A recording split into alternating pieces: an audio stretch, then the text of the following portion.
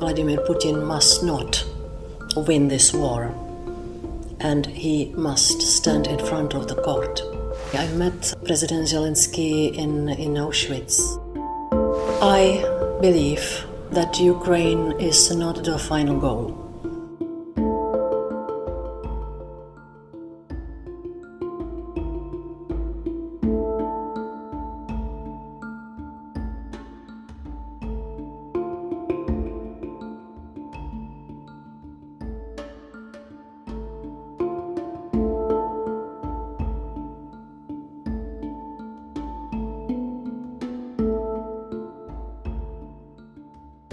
I think that, to make a cynical comment, nothing unites better than common enemy. Now we have common enemy, and it's aggressive Russia. It's the authoritarian regime, because what we see in Russia is the absolute power of President Putin, which leads to absolute evil. Do you think it's okay to call him a dictator now, or is it too harsh on him? I think no word is too harsh for naming President Putin. Right now this narrative is being pushed like Ukraine is the only goal of Putin, and as soon as he gets it, then this will all be over. And but I've watched some Russian state media, and they already have like military experts on TV on primetime showing like, wow, this is how we can invade parts of Sweden or Poland. So when Putin and his minions say Ukraine is the last territory and after that it's okay, do you believe him? I believe that Ukraine is not the final goal. And I believe when President Zelensky says that Ukrainians are also fighting for us, for Europe, I believe he is right. So that's why it's so important that we have this united front and united reaction. Also that we have a very clear position of the NATO, of Jens Stoltenberg, who says that we will defend every inch of our territory. You're not only in the European Commission for the people who like you, but you're also there for the people who may not agree with you or may not agree with what the European Union is doing to Russia right now.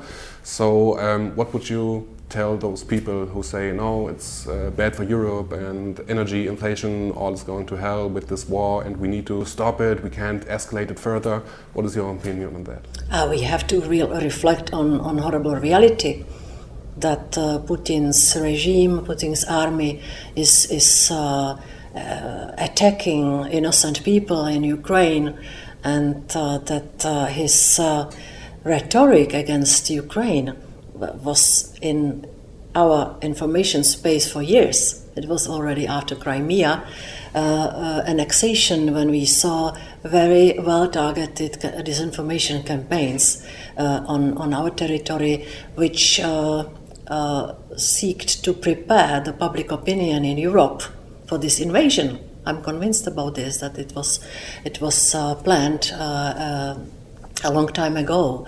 We saw increase of pro-Russian positive sentiments in the last few years, especially in Central and East European countries. But now, what we see from the data collected in the last 2-3 weeks is that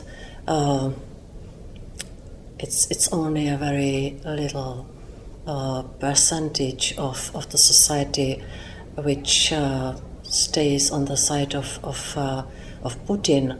The other thing is what you mentioned yourself, that the energy prices are rising, the food prices, that the economic crisis is here, inflation, which was already with us before the invasion. So I think that our governments and the EU as such have to take appropriate measures to help Ukraine on one side, but to mitigate the negative effects of the invasion on European citizens. We are doing everything also with a very strong conviction that we have only one attempt, only one try. We have to do things right. That's why I'm really glad that we are cascading and increasing the sanctions against Putin's regime, because he only understands the power and we are showing the power.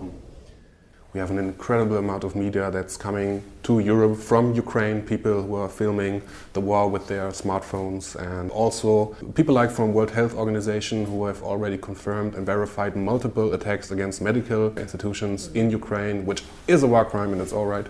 So do you hope or do you expect that Vladimir Putin will someday have to answer for his crimes in court? I truly hope so.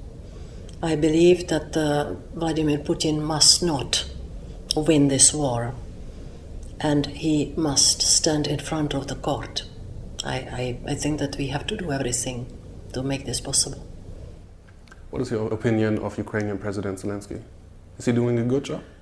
He's incredibly brave. Can you imagine when he's speaking to us through his videos?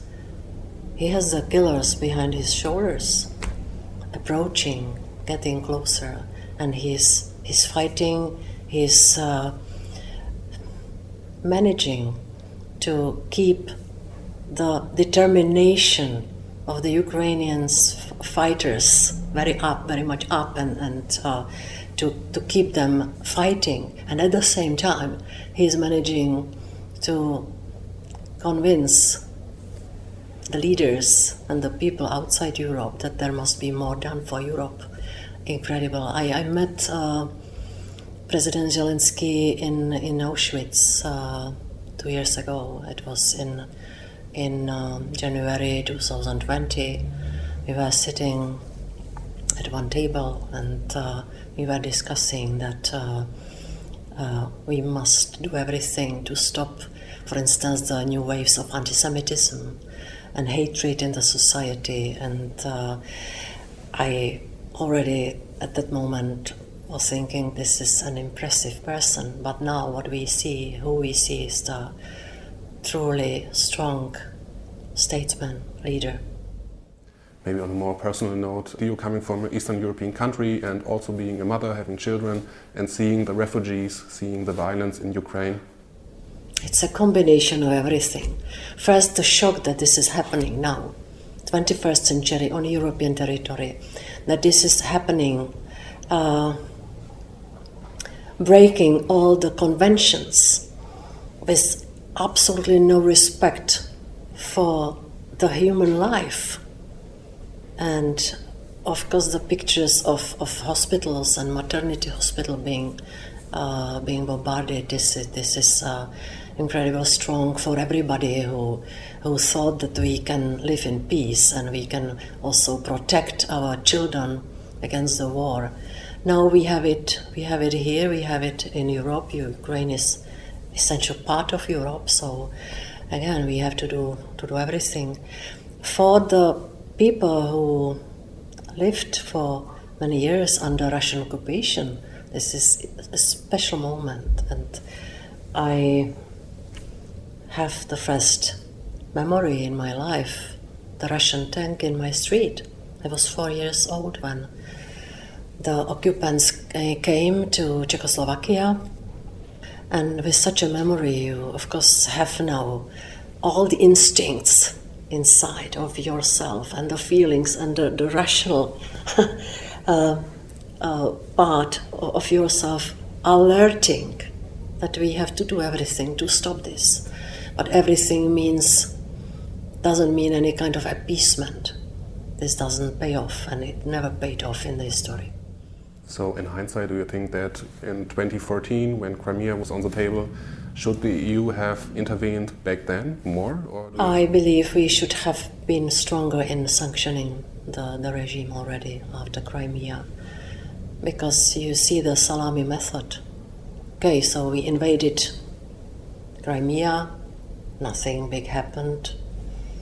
Then, of course, the influence now Putin has over Belarus, Georgia, and we lived in an incredible naivism and illusion that Putin will not want more.